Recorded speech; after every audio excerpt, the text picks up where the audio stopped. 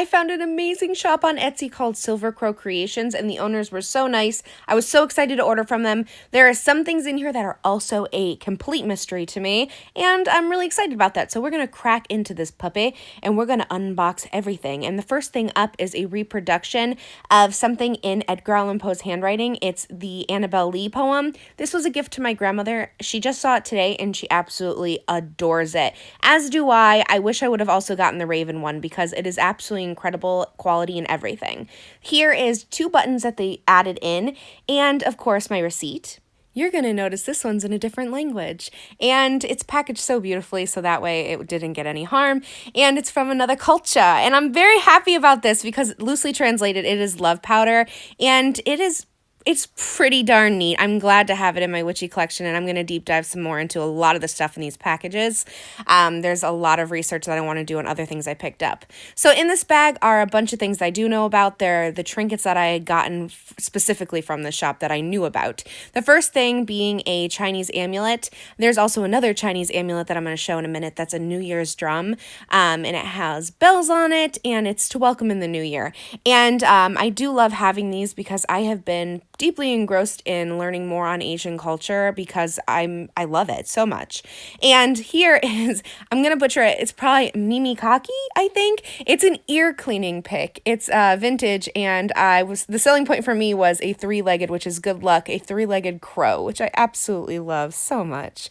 So here is a actual vial. It is a goddess body. It's a bodice bottle, and I'm probably going to like uncork it and probably put different blends in it for different things I do in my practice and things like that, or hang it and making it a nice piece, a nice decor piece. And yeah, so here is probably one of the last items I'm going to actually know about.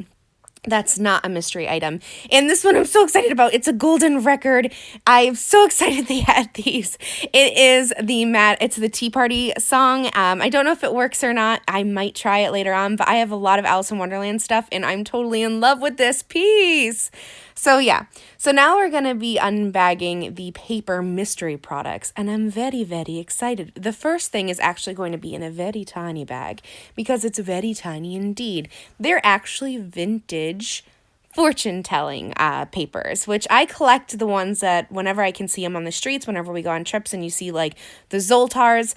These ones are a lot older, than the ones I'd normally pick up, and I'm making a nice cool art piece with old vintage fortunes, and I'm hopefully putting it in a museum I'm working on, a small micro museum, but I knew I had to have them. They're so cool. I love the coloring of them. I'm just really excited. This is a mystery pack of prescriptions, vintage prescriptions from the 40s, 50s, and 60s. This one right here is 56. And I'm just going to go ahead and flip through them for you.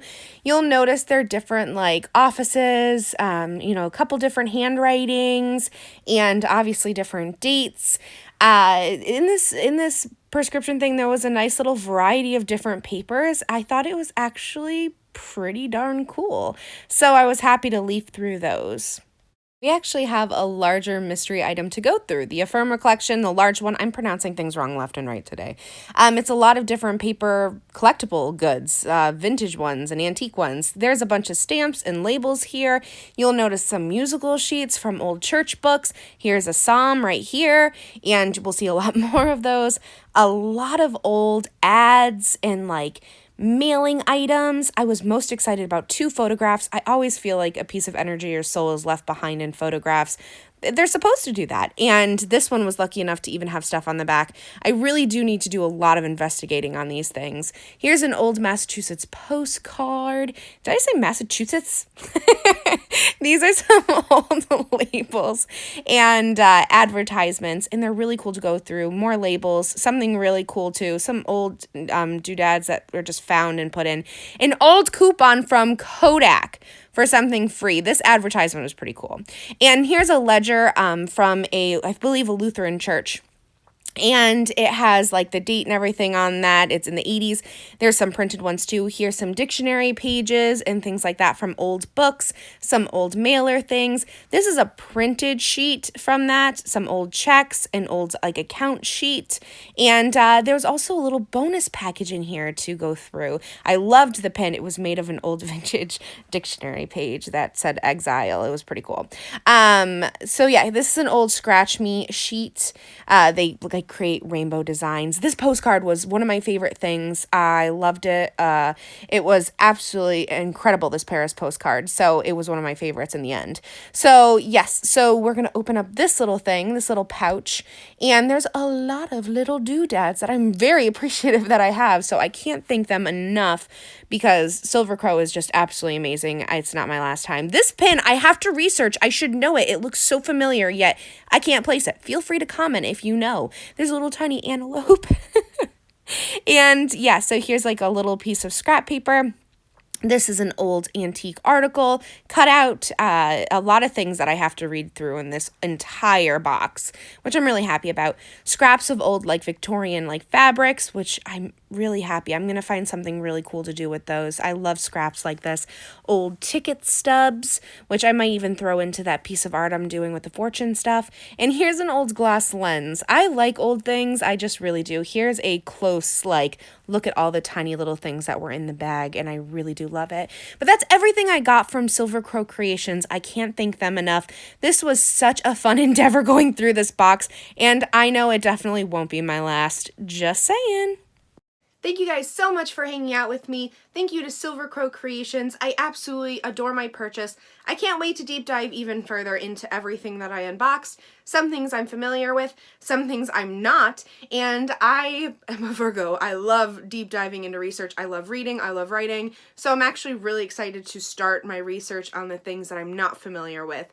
And I hope you guys had fun joining me for my little unboxing here. Well, it was kind of a big unboxing. Quite a bit was like shown. So I will talk to you guys later, and please do consider checking out all of the information as I land a plane with my fingers, as always. Why can't I talk with my hands the right way? That's a mystery that we'll never ever figure out.